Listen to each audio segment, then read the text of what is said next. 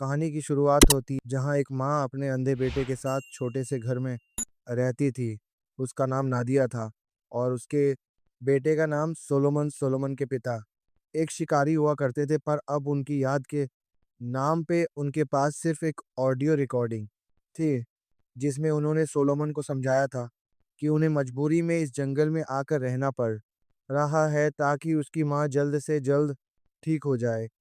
पर सच तो ये था कि नादिया की हालत दिन ब दिन ही जा रही थी। फिर एक दिन नादिया ने सोलोमन को जानवरों को पकड़ने के लिए बिछाए हुए जाल देखकर आने को कहा। तब सोलोमन ने घर से निकलकर अपनी कमर पर एक रस्सी बांधी जो घर के बाहर लगे खूंटे से बंधी हुई थी। ये इसलिए था ताकि सोलोमन कहीं भटक ना जाए और नादिया जरूरत पड़ने पर उसे आसानी से ढूंढ सके। फिर कुछ दिन बाद सोलोमन के पिता का जन्मदिन आया तो उसकी माँ ने कहा कि उन्हें मछली पकड़ने जाना चाहिए। जब वो नदी किनारे पहुंचे तो सोलोमन को एहसास हुआ कि सारे जानवर और पक्षी अचानक गायब हो गए थे। अब वो चुपचाप नदी किनारे बैठ गया, पर फिर भी बड़ा अजीब सा महसूस कर रहा था। तब नादिया ने सोलोमन को कुछ कीड़े ढूंढने को कहा जिनकी मदद से वो मछली पकड़ सके। जब सोलोमन को थोड़ी दूर जाकर कीड़े मिले तो उसका हाथ पत्तों के नीचे छुपी हुई लोहे की जंजीर पर पड़ा, लेकिन इससे पहले कि वो जंजीर खींचता नादिया उसे उठाकर वहां से पीछे ले आई और कहा कि अब उन्हें घर वापस चलना चाहिए। घर लौटकर नादिया ने अपनी बकरी संभाली जो उन्हें दूध देती थी, पर इस सब के बीच वो सोलोमन से यह छुपा रही थी कि यह उसकी हालत बहुत खराब थी। खैर, शाम को उसने केक बनाया और सोलोमन एस मन ने खुशी खुशी मोमबत्तियां बुझाई। रात के समय नादिया ने जंगल के राक्षस के बारे में सोलोमन को एक कहानी सुनाई और उससे वादा लिया कि वह कभी भी जंगल में दूर तक नहीं जाएगा। न जाने क्यों ऐसा लग रहा था कि जैसे वो कुछ छुपा रही है। अपने बेटे से वादा लेकर वो कहीं चली गई और फिर कभी लौट कर ही नहीं आई। वो अपने पीछे एक ऑडियो रिकॉर्डिंग छोड़ गई थी जिसमें उसने सोलोमन को अलविदा कहा और उसे तीन चीजें हमेशा मानने को कहा। पहला रूल था कि जो भी उससे जंगल से मिलता है उसका थोड़ा हिस्सा उसे जंगल को वापस देना होगा। दूसरा रूल था कि जब भी वह अकेला महसूस करे तो वही गाना गुनगुनाए जो वो अपनी माँ के साथ गाया करता था। और आखिरी रूल ये था कि जब भी वो घर से निकले तो उसे किसी भी हालत में रस्सी नहीं उतार नहीं। इस तरह कई साल बीत गए और अब सोलोमन 17 साल का हो गया था। अब वो अपने सारे काम खुद करने में माहिर हो चुका था, चाहे वह शिकार करना हो या मछली पकड़ना, लकड़ियों से आग जलाना या फिर जानवरों के लिए जाल बिछना। जिस दिन वह ज्यादा दुखी होता उस दिन अपने माँ बाप की छोड़ी हुई ऑडियो रिकॉर्डिंग लेता। फिर एक दिन जब वो घर के पास बैठा खाना खा रहा था तो अचानक दूर से उसे एक अजीबो गरीब आवाज सुनाई दी। वो अपनी प्लेट नीचे रखकर जंगल की ओर बढ़ा, लेकिन उसे कुछ भी नहीं मिला। हालांकि वह महसूस कर सकता था कि उसके आसपास कोई जरूर है। खैर, रात को सोने से रिकॉर्डिंग सुनी, लेकिन उसके बाद वह सो नहीं पाया।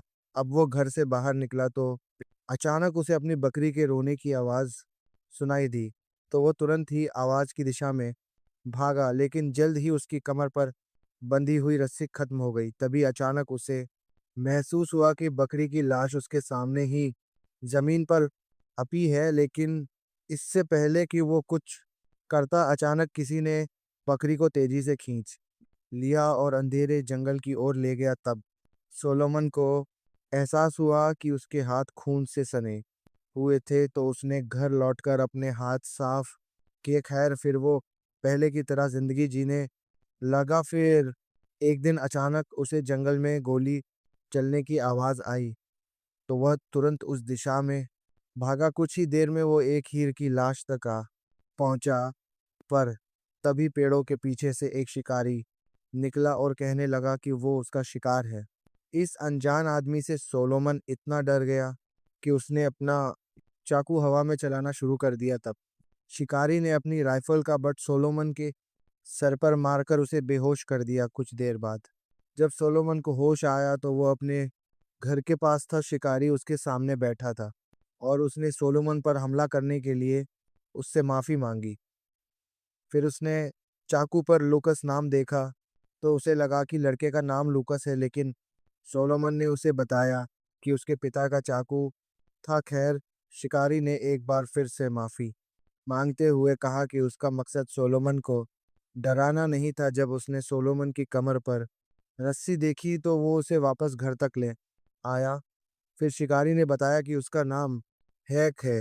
हैक ने सोलोमन से पूछा कि वो अकेला क्यों रहता है और उसके माँ बाप कहाँ हैं, लेकिन सोलोमन ने उसे जवाब नहीं दिया। अब रात होने वाली थी, इसीलिए हैक ने उसके घर में रात गुजारने की इजाज़त मांगी और कहा कि बदले में वह उसे शिकार किए हुए हिरण की सब्जी बनाकर खिला सकता है। ये सुनकर तो सोलोमन तुरंत ही राजी हो गया। घर में घुसकर हैक ने चारों ओर देखा तो वो समझ गया कि सोलोमन वहीं तक गया था जहां तक रस्सी उसे ले जाती है। सोलोमन जंगल के बाहर की दुनिया के बारे में कुछ नहीं जानता। फिर वह लड़के के कमरे में गया तो उसने देखा कि वो कोने में छुपकर अपनी माँ की आखिरी रिकॉर्डिंग सुन रहा था।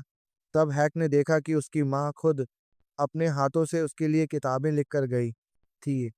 ये सब देखकर हैक को सोलोमन पर बहुत तरस आया और उसने सोलोमन को प्यार से खाना दिया। फिर उसने सोलोमन से कहा कि वो उसे यहाँ से बाहर निकालकर शहर ले जाना चाहता है ताकि वो एक अच्छी जिंदगी जी सके। लेकिन जब सोलोमन ने साफ इनकार कर दिया तो हैक्स समझ गया कि उसे अपने घर से बहुत ज्यादा लगाव है।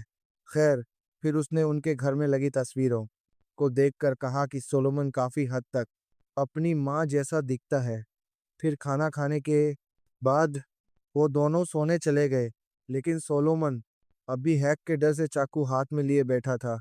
कुछ देर बाद उसे एहसास हुआ कि हैक उसे नुकसान नहीं पहुंचाएगा, तो वो भी सब गया। लेकिन आधी रात को अचानक वो दोनों एक जोरदार आवाज के शोर से उठ गए। ये किसी अजीब से जानवर के दहाड़ने की आवाज थी। तब हैक एक टॉर्च और अपनी राइफल लेकर बाहर जांच करने गया। घर के चारों तरफ तो सन्नाटा था, इसीलिए वह घने जंगल की ओर निकल गया। जल्द ही उसे एक पेड़ के नीचे खून के निशान मिले तो वो समझ गया कि यहाँ किसी जानवर की हत्या हुई है।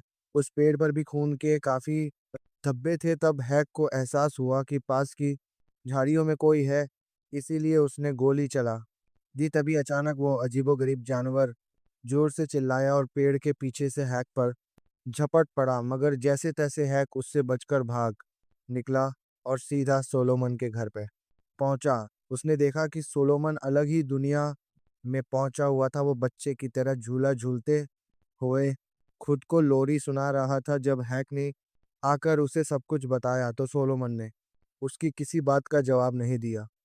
अब हैक चुपचाप दूसरे कमरे में जाकर बैठ गया। उसे लग रहा था कि उसकी गोली से वो भयानक जानवर डर गया होगा और शायद अब तो वो दोनों सुरक्षित हैं।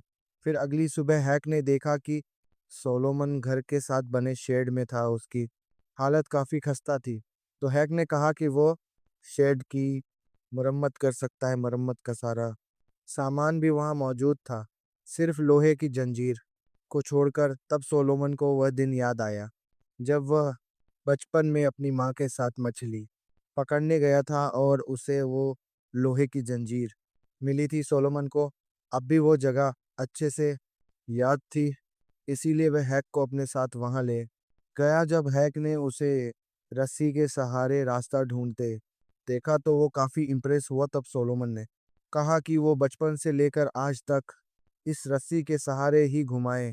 खैर, जल्द ही वो उस जगह पहुंच गए जहां पे वो जंजीर पड़ी थी। हैक ने जंजीर को खींचा तो उसने देखा कि ये किसी से बंधी हुई थी। वह जंजीर के पीछे गया तो एक छोटी सी गुफा के पास आ पहुंचा। उसके पास एक आरी भी मौजूद थी, जिसे देखकर हैक थोड़ा हैरान हुआ, मगर फिर उसने जंजीर काटी और उसे लेकर घर आ गया। फिर जल्द ही वह शेड की मरम्मत में जुट गया। कुछ देर बाद सोलोमन ने उसके पास आकर हिरण के मांस का छोटा सा टुकड़ा मांगा। फिर हैक से मांस लेकर उसने वह टुकड़ा जंगल की ओर फेंक दिया। ये देखकर हैक को कुछ समझ नहीं आया तो सोलोमन ने उसे बताया कि ये उसके माँ बाप का बनाया हुआ एक रूल है जिसके मुताबिक जंगल से जो भी मिले उसमें से थोड़ा जंगल को वापस देना होगा। खैर फिर हैक ने कहा कि जंगल में मौजूद उस वहशी जानवर को पकड़ने के लिए उन्हें जाल बिछाना होगा ताकि सोलोमन आगे भी सुरक्षित रह सके। फिर हैक ने सोलोमन की रस्सी भी लंबी कर दी ताकि वो जंगल में और आगे तक जा सके। इसके बाद वो दोनों उसी दिशा में चलने लगे जहां हैक ने उस खूंखार जानवर को देखा था। जैसे ही वो उस जगह पर पहुंचे जहां तक सोलोमन पहले वाली रस्सी के साथ पहुंचता था, तो अचानक किसी ने पीछे से उसकी की खींच ली और सोलोमन को तेजी से अपनी ओर घसीटने ही लगा। तब हैक भी उसके पीछे दौड़ा और आखिरकार उसने सोलोमन को पकड़ ही लिया। उसने रस्सी काटी और तुरंत लड़के को उठाकर घर वापस ले आया।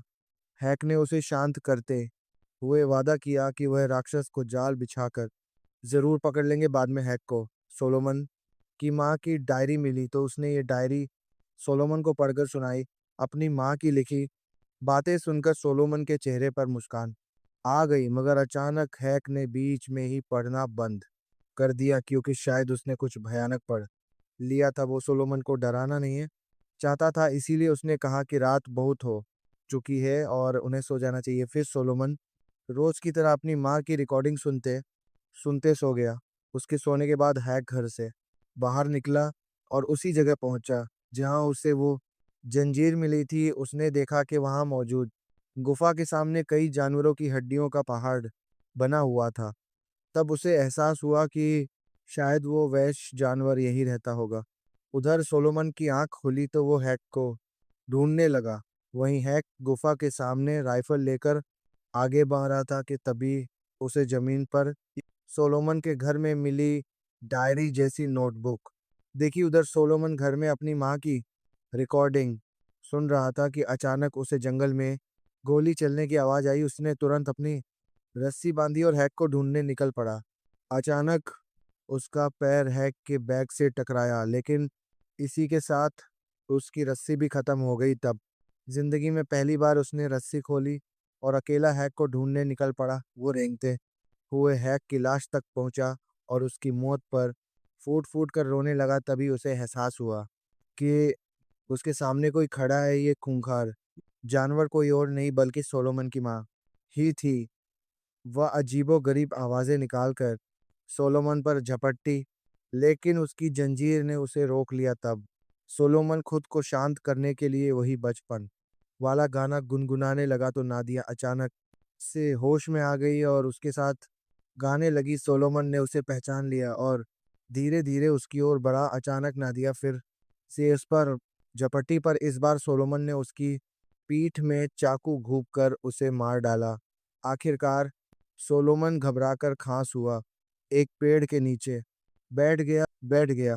तभी अचानक उसने आसमान की ओर देखा और उसकी आंखें भी बिल्कुल अपनी माँ की तरह हो गई।